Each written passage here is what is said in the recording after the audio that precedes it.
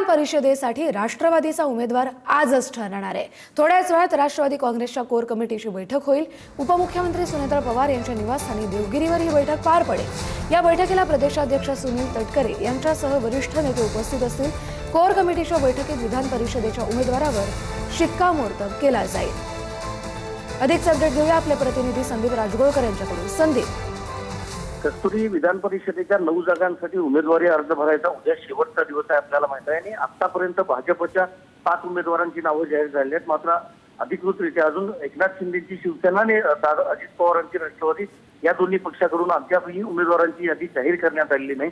खरं तर राष्ट्रवादी काँग्रेसला एकच जागा मिळणार आहे, त्यामुळे एकच उमेदवार असणार आहे आणि जवळपास 100 पेक्षा जास्त इच्छुकांचे अर्ज आतापर्यंत पक्षश्रेष्ठींच्याकडे आलेले आहेत। आणि आता जी आपल्याला माहिती मिळते त्यानुसार सकाळी 10 वाजता उपमुख्यमंत्री सुनेत्रा पवार यांच्या निवासस्थानी म्हणजे देवगिरीवर कोर कमिटीची बैठक होणार आहे। त्या बैठकीला सुनील तटकरे यांच्यासह पार्थ पवार, प्रफुल्ल पटेल आणि वरिष्ठ नेते पक्षातले हे देखील उपस्थित राहू शकतात।